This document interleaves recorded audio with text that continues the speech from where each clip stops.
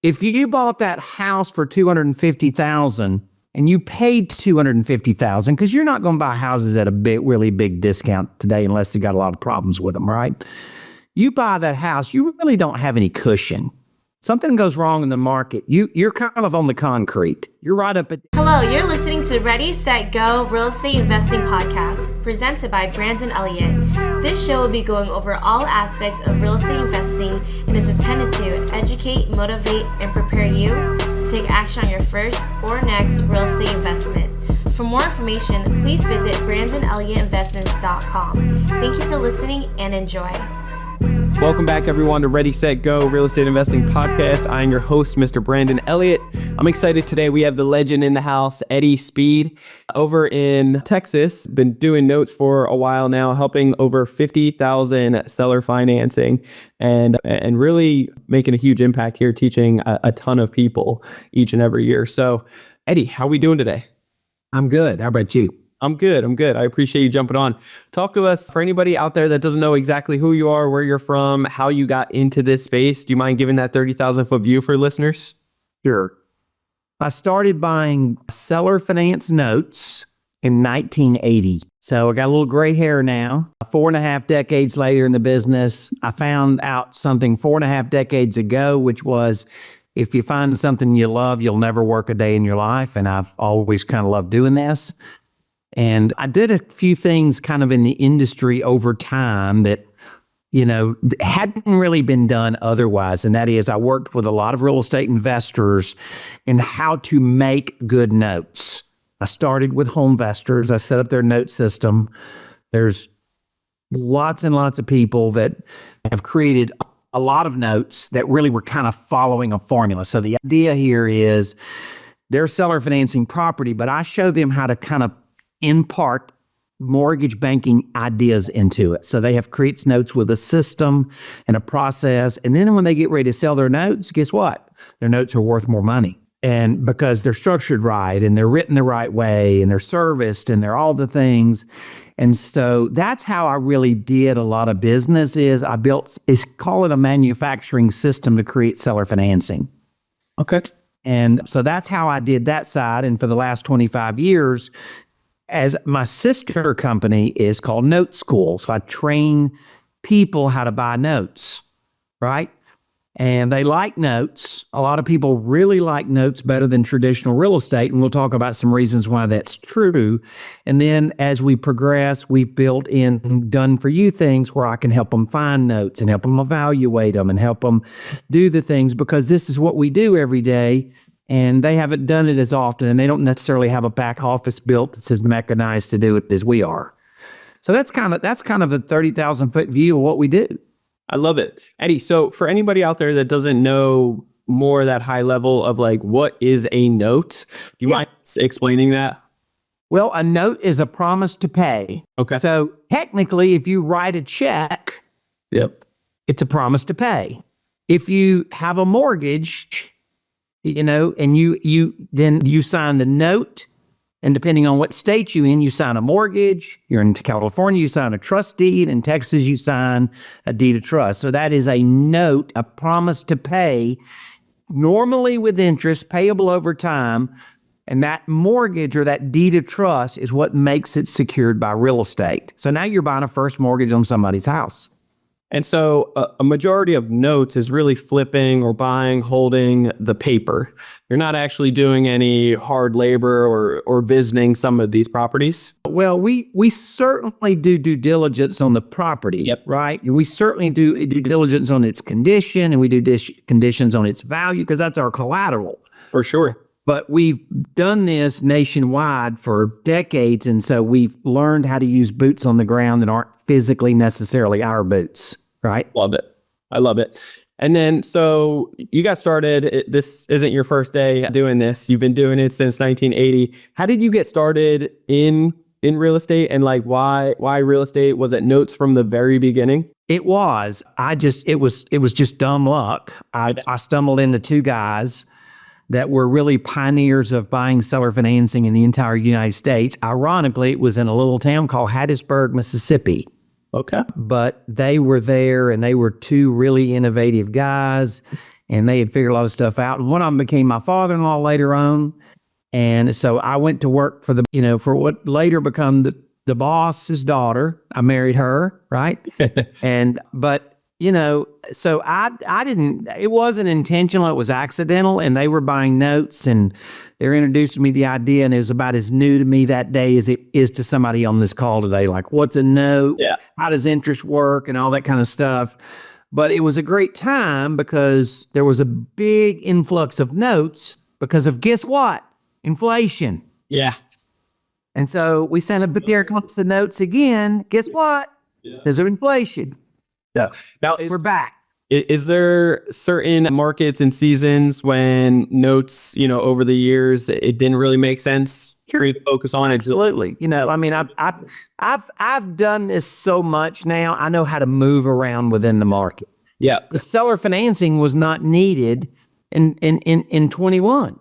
Yeah. Interest rates were 2%, right? So there wasn't a big need for seller financing then. There's a gigantic need for seller financing today, particularly because of mortgage underwriting. Mortgage underwriting is really tight compared to what it was before the virus started. And so a lot of people are left behind that are really good. They have good credit, they have good jobs, but they just don't line up perfectly. And for that reason, then seller financing fills the gap. A lot of real estate investors were flipping houses to hedge funds for more than the house was worth. You remember that, right? Yeah. What do you do when that all dries up? Well, you got to reinvent yourself. It's more profitable now to sell a house to a consumer than it is an investor. So one of the ways you could do that is with seller financing. So with seller financing, are you guys are being the bank and basically the seller of the property is being the bank. Okay. And then he is assigning that note to us. Okay. So think in terms of a note is an asset. In other words, your car is an asset, boat is an asset, right? A note is just an asset, but it's a real estate secured loan that has a principal amount with interest payable over time. And you can assign that note to someone else. Your mortgage has been sold. I bet you it has, right? Oh, yeah. Because you've gotten a notice. Hey, we sold your mortgage. Yeah. So it's very common in the mortgage banking world. And, and so seller financing is just really a mortgage, just like you signed at the bank.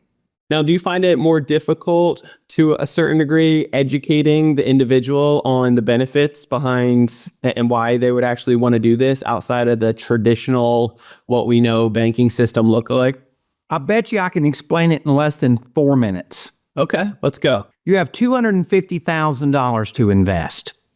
Now, if you're in San Diego, you're going to have a hard time finding $250,000 invest in any kind of rental that's going to make any kind of math. That's right. I know some of your partners over there, some of the biggest guys in the business I'm in masterminds with, so I know a little bit about the market, right? Yeah. So let's go to Dallas, Texas. $250,000 buys a good house in a decent neighborhood, and it rents for $1,800 a month.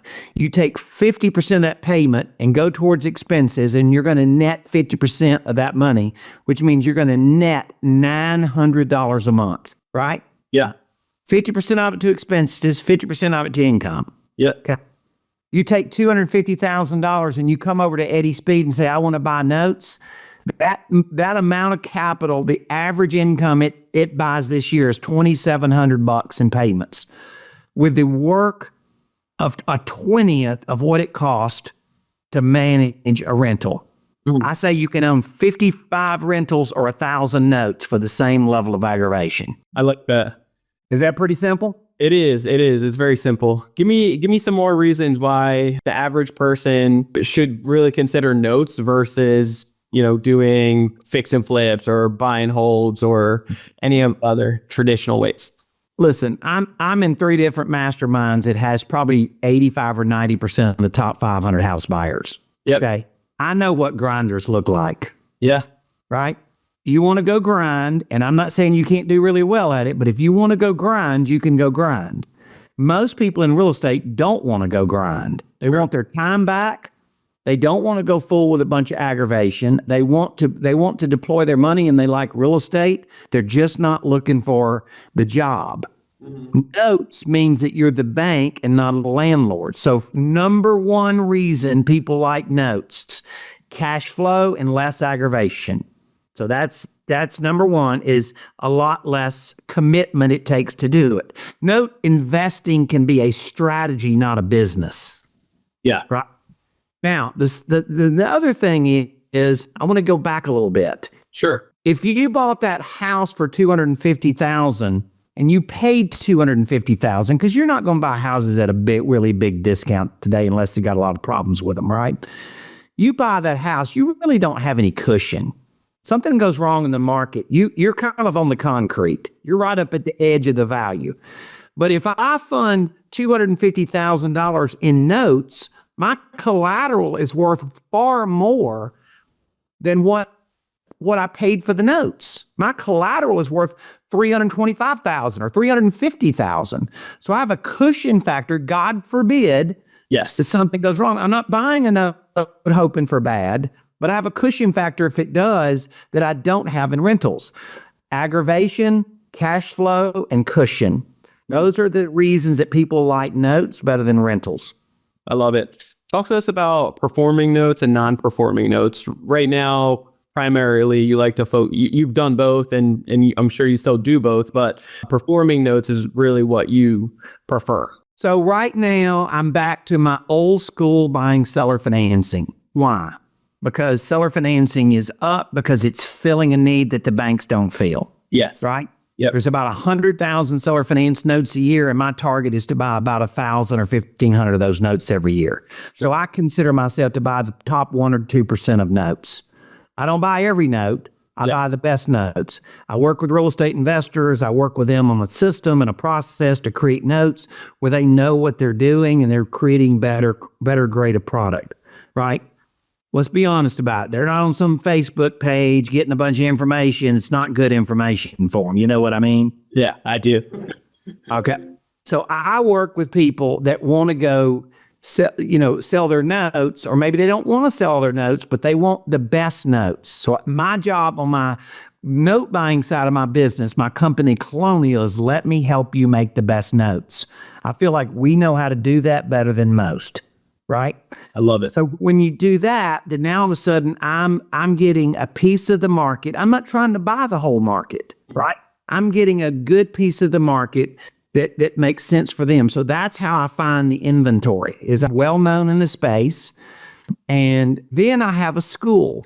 So who comes to our school? Dentists, high-end realtors, business owners, burnout landlords. Like, that's who shows up at our school. Yeah. People that want to invest, want to have independence in what they invest in, but they want their time back. And they want to build legacy. And we show them we're very good at financial modeling. We can show them these real unique techniques where even they can use a lot of leverage and buy notes, and they can put it in their retirement accounts. They can get cash flow, or they can build wealth. There's two different directions they can go. You can have extreme wealth building, or you can have extreme cash flow, Sure. depending on which path you go down. And we show them those paths. And so we do really good at that. And we're seasoned in the business. You know, there's gurus and there's doers, so to speak, right? Well, I think by anybody's standard, I'm in the guru category. We're deep in the space. We've been in the space, fairly well known to do it. And so I think that's what people are looking for, is they want somebody to help them, but they want somebody that's doing it, not somebody that's kind of talking about something they did in the past. Yeah. Yeah, you don't want any fly-by-night or somebody that once upon a time used to do this, but, the last 20 years they've been, promoting coaching on this. Nobody selling real estate training today does that, right? Yeah, exactly. So actually, I'm curious about the time frame involved in some of these notes. I'm sure it's all creative, so it can be designed how you prefer, but what do you typically see turnaround times on notes? The average life that a loan is going to stay on the books is about 7 or 8 years. Okay. So that's why I don't mind buying a 30-year mortgage, because it's not really going to go 30 years. Yeah. People think, oh, well, I'm committed to it for 30 years. No, you're not. And we've got statistical data, lots of statistical data to show that's true. Yep. Well, a lot of people turn to hard money lending, right? Sure. And here's what hard money lending is: a business. And you got to stand that business up and go do it every day. You have to be connected with the good operators that are going to bring you good loans that you can make. And 6 months later, they're going to pay you off and you got to go find it again. That does not suit passive investors, right? So this business is very suitable. Let me define passive. Just because you're knowledgeable doesn't mean you don't want to be passive. Listen, I got tons of people in note school that have done 1,000 deals. Sure. I've had people come to note school, that have done 6,000 and 8,000 deals. Like, it's not like, well, I've done a lot of deals, so I don't want to go be passive. No, passive means you can focus on something else. Just because you have an understanding of how to close a deal doesn't mean you want to go apply that every day of your life. Is that true? Yeah, that makes sense. You don't want to grind. Yeah. And so how many notes are you going after on a monthly basis? You said... Yeah, our target, we buy predominantly portfolios of notes, or we buy notes that people that do it on a recurring basis. Sure. We buy a few mom and pop notes every year, call it, 20 to 40, but you can't really scale that. Yeah. You can't, like, really go do thousands of notes if you're just buying mom and pop. So we focused on what we consider to be this rabbit's briar patch, which I'm well known in the real estate investor community, kind of the house buyer world. Yep. But I'm not their house buying buddy. I'm their note guy. Yeah. And so we've made that kind of a specialization in a business, and we work hard at it every day, but we've been able to scale it too. I love it. Eddie, talk to me. What does creating the best notes actually look like? How do you design that and set that up for other end buyers? The waterfall is this. You start out with a good property. Yeah. Right? So you can't go sell a piece of property that doesn't have value. Sure. Somebody that's really going to pay you back. The consistency, there's a connection between good property and good buyers. The second thing is you have to learn how to target people that have been left behind, not target people that are the customer of last resort. Yeah. Right? So we've become very good at finding people with good credit and good down payment, and you're providing home ownership for them. You are bringing them value, right? Right? They can fulfill their dreams on the property that they buy, right? So think of it in terms of that. How can I be helpful to somebody that's left out in the marketplace? Because they can't qualify for Fannie Mae doesn't mean they're bad. Sure. Then the third thing is then you have to have a structure, meaning you have to know how to structure the note. Do you get 8% down or 16% down? Do you see what I'm saying? There's all these things that we teach people, formulas that are doable in the marketplace, and we give them, and so we show them how to structure the loans. We show them what interest rate to put on a loan. We show how kind of maturity date to put on a loan. We set up their mortgage banking platform. We essentially give them a recipe. Yeah. Right. And then we give them all the vendors to fulfill those recipes.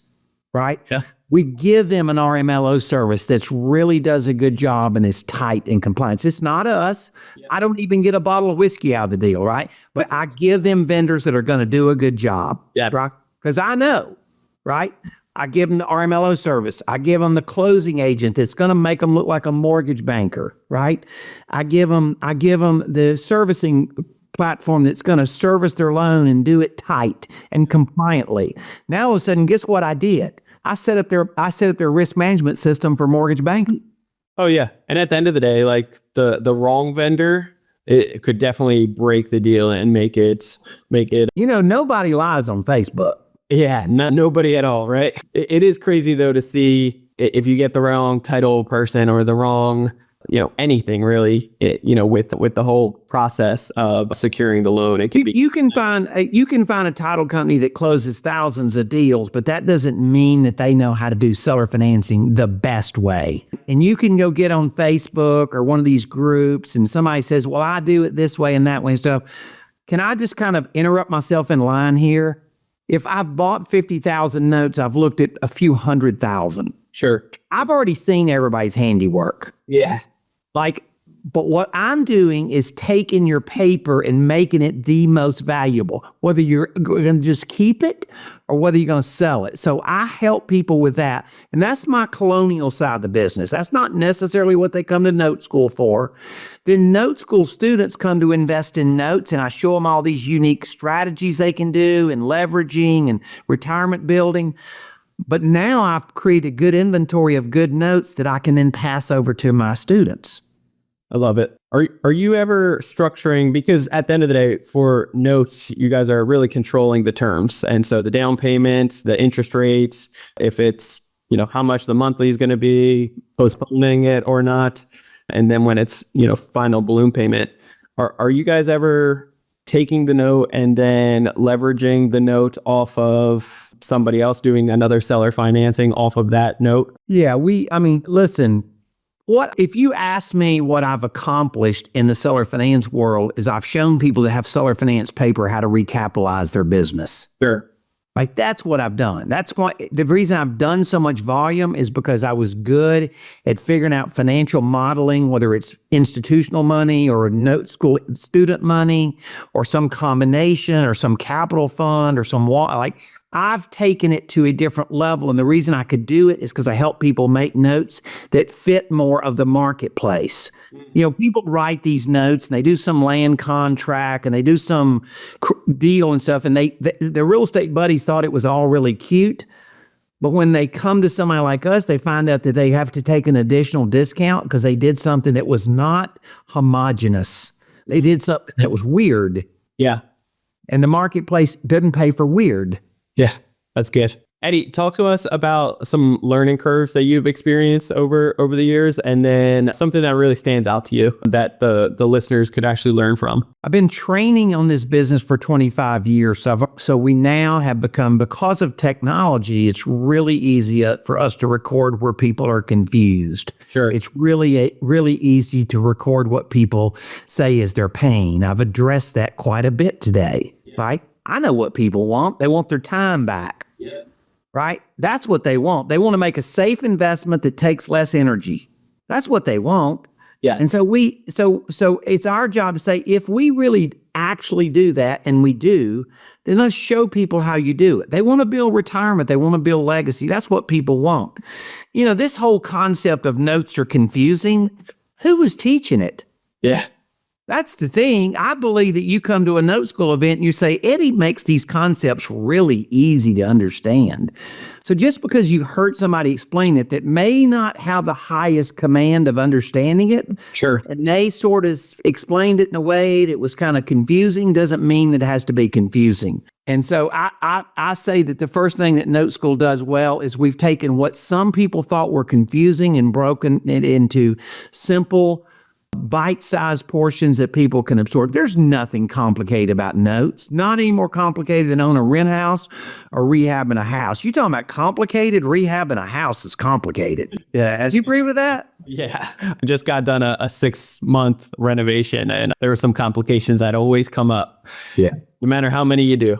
Eddie, talk to us. Is there any other pitfalls that you see very commonly with brand new people coming into the space? There are people out there chasing notes and they don't know what they're looking for. Yeah. And so one of the things that we do is we do a very good job of risk analysis. Okay. And it starts out with the property, right?